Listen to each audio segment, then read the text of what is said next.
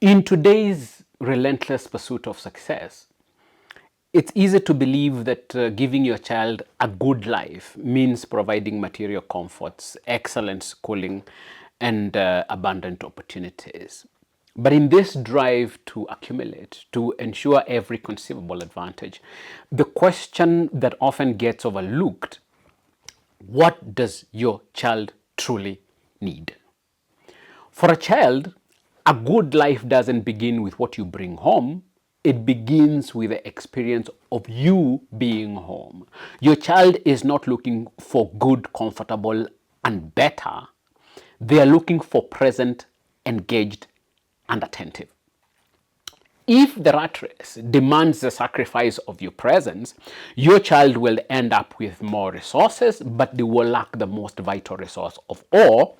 That is a deeply connected relationship with you. The problem with prioritizing work and material success is that it robs children of the very stability parents hope to provide.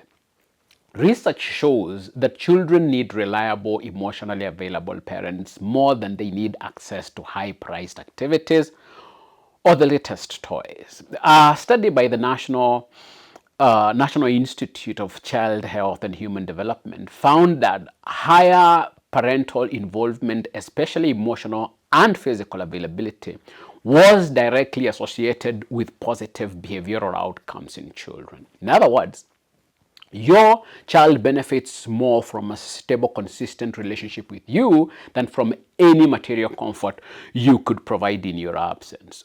While material comforts can offer temporary satisfaction, they cannot substitute for the security that a parent's consistent presence creates. Imagine a child who has everything they need at their fingertips but seldom experiences the closeness of an attentive parent. The absence of your engagement creates a hollow space that material comfort simply can't fill. Developmental psychologist Eric Erikson identifies this need as fundamental to building trust during the early stages of a child's life. When parents are regularly present and engaged, children develop a secure base from which to explore their world, building confidence and resilience. When that security is missing, children are more likely to feel anxious, uncertain, or even undervalued. It's also worth considering the message you convey when work and material pursuits consume your time. Children absorb lessons through observation and they take cues from your priorities. By consistently placing work or external success above time with your child, you teach them that their value is tied to productivity and external achievement. If your actions imply that work is more important than connection, your child will internalize this value system, adopting it as their own. Over time, this will lead to an internalized belief that their worth is in what they accomplish, not in who they are.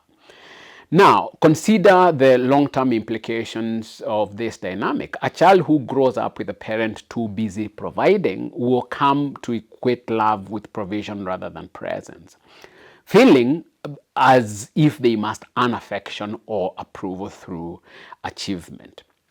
In the pursuit of a good life for them, you have planted seeds of insecurity that undermine their ability to feel loved for who they are, regardless of what they accomplish. How then do you reconcile your professional ambitions with the need to be present? First, it requires a reframing of your role and a conscious understanding that your child, and for all your efforts at provisions, being home matters more than what you bring home. You will then see that need to carve out consistent, intentional time for your child, time that is wholly theirs.